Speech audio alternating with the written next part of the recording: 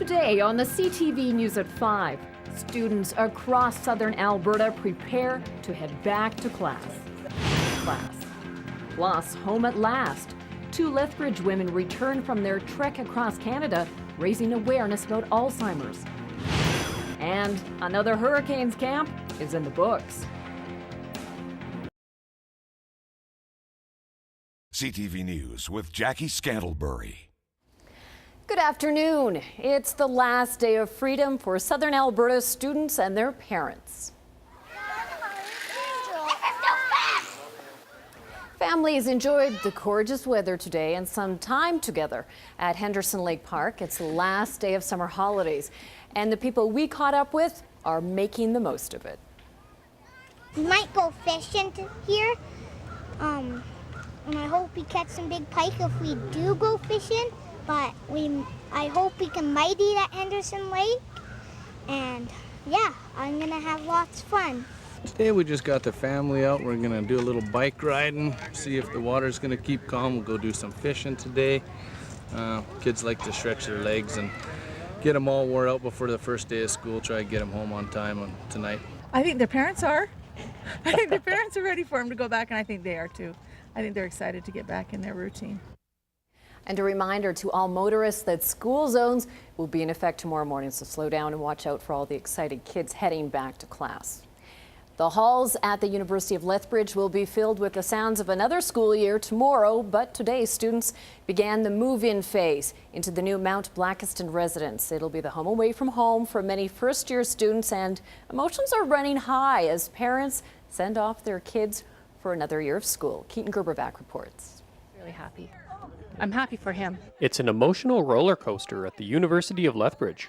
Hundreds of students have packed their lives into boxes, backpacks, and bins and are moving into the new Mount Blackiston residence. Students say they can't wait to catch up with friends and get back to university. I kind of already been through it before, so I'm kind of used to it. I'm mostly excited to get back to university and see all my buddies again, but I'm also sad to leave my aunt and my mom behind and everyone like that. It's nerve-wracking but exciting. I like being on my own. Welcome to university. Students aren't the only ones feeling happiness, sadness, and excitement. Parents are right there with them. I'm excited for my daughter, but at the same time, it's a little bit emotional for me.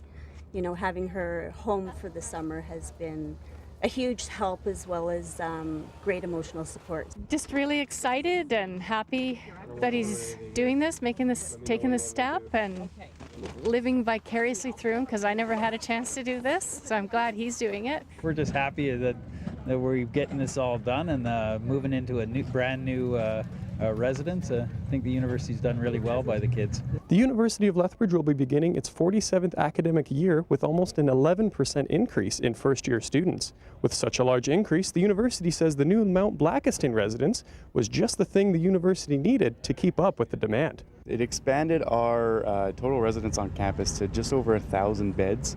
So now we have 1,000 students from the University of Lethbridge who are living in residence, which is a huge deal. We definitely got a chance to move in more people that would have been moved to off campus. Keaton Gerberbach, CTV News, Lethbridge.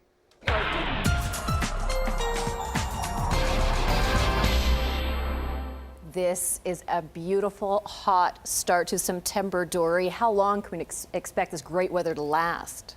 Yeah, well, you know, things have changed actually just in about the last 6 hours. We've got a few weak low pressure centers that are sort of, you know, blackening the skies in some areas and giving us a chance of some shower activity. But temperature wise, it looks like we stay pretty much above average for the upcoming week. So I'll tell you all the details as I have them in a couple of minutes. Right. Thank you, Dory. Stars Air ambulance crews have been working especially hard this Labor Day. A teen from Vulcan is fighting for his life after crashing his dirt bike early this morning. Police say the 16-year-old boy was at a bush party near Longview and was allegedly drinking heavily. He got on his dirt bike and slammed into a parked car, flying off the bike and landing on the pavement. He wasn't wearing a helmet. The teen was taken to hospital by a Stars Air ambulance. He has critical life-threatening injuries. And we're still waiting for details about a crash near Pincher Creek earlier this afternoon. This is a picture of Stars loading a patient at Pincher Creek Hospital after a serious motor vehicle accident at highways 3 and 22. We're told a woman had to be extricated from a car at the intersection. EMS was brought in from Pincher Creek, Lundbreck, Cowley, and the Pagani First Nation. And those are just some of the calls the air ambulance has responded to today. Right now, we're told that STARS is currently transporting a man injured in a motor vehicle crash from Bassano to Calgary Hospital. The patient was actually picked up from the accident scene and brought to Bassano by Halo, the helicopter airlift operation based out of Medicine Hat. We have no other details at this time about that crash. Some motorists, though, will have to do a detour tomorrow morning when dropping off the kids heading to school or heading to work in Lethbridge. 16th Avenue between 18th Street and 20th Street South will be closed to traffic tomorrow morning at 9 a.m. to accommodate installation of new utility lines. The city is asking motorists to drive with caution and follow the road signs. Residents are encouraged to use alternate routes. Another warning from the province about blue-green algae in southern Alberta. This time it's for the Twin Valley Reservoir between the MD of Willow Creek and County of Vulcan. Last week, an algae advisory was issued for the Travers Reservoir. Southeast of Vulcan, health officials say you shouldn't swim in the water, drink it, or even touch it. Blue-green algae produces a poison that can cause serious illness to people and animals. 2 local women have arrived back home after biking across the nation to raise awareness for Alzheimer's. On their inspirational 7,507-kilometer journey, the women met many people who have family and friends who are living with the mental disorder. Brendan Miller reports. May 29th was the day these 2 women set off from White Rock, BC and started pedaling east. 3 months later, their journey would end in St. John's, Newfoundland. You get up in the morning, you take down tent, you get as much in food that you can in you, and then you go as long as you can, and you take little stops to stretch every now and again, because otherwise you're pretty sore. Averaging 100 to 140 kilometers per day, these 2 road warriors spent their summer raising awareness for Alzheimer's by simply stopping at towns and speaking to locals they met on the way. We would talk to everybody about Alzheimer's awareness. A lot of people thought we were fundraising, but we weren't, just the awareness.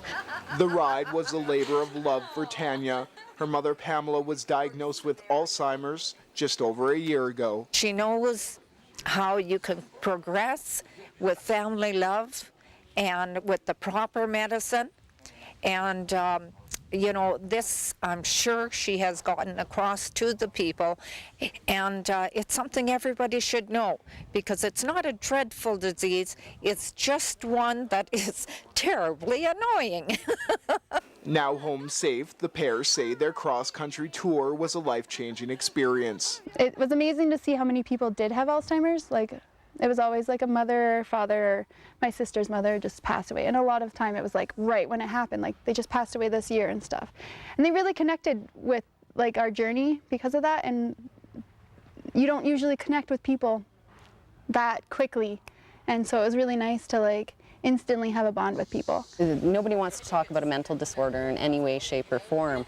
So talking about it actually made them feel better that I'd gone across this country and I wasn't shy to talk about it. It wasn't always a smooth ride, but they say the bumps and hills are what made them stronger. One woman said to us, if you can bike across the country, you can do anything, and I agree with her fully. There's nothing I can't do now. Brendan Miller, CTV News, Lethbridge. Tanya has published a book called Supporting Parents with Alzheimer's. On the horizon, she plans to write another book, this time for beginners who plan to bike across the country. Well, there sure are enough reasons to complain about the wind in Lethbridge, but some local artists have put a spin on that concept. These wind-propelled whirligigs and weather vanes were on display this weekend at the Wind Festival. The display allowed people to engage with local folk artists and see all of their creations. The purpose of the event was to get people to look at wind in a positive way, both as a source for energy and a way we can decorate our landscapes. Oh, it keeps you active, keeps your mind going. We've got nothing but wind around here most of the time, so you might as well take advantage of it. It's a great resource in this land. Nobody seems to appreciate it. We all tend to want to run away from it, but this is perhaps my opportunity to do a thing like that towards the wind and have it work for me. Just to be clear, whirligigs are designed to entertain us, weather vanes, of course, to provide information. A new poll is shedding light on some of the sacrifices parents are making to help their children get through school. The Leger Marketing Survey shows that 36% of Canadian parents with children under the age of 25 are delaying their retirement to pay for college or university. Within that group, almost 1 in 5 plans to postpone retirement for at least 5 years. A third said that they've taken on additional debt to help pay for tuition and other expenses. Now, world markets rallied today based on better than expected economic data, but North American markets, they were closed for the Labor Day holiday. Here's a look at the numbers as of close on Friday. Straight ahead, Dory's got weather coming up.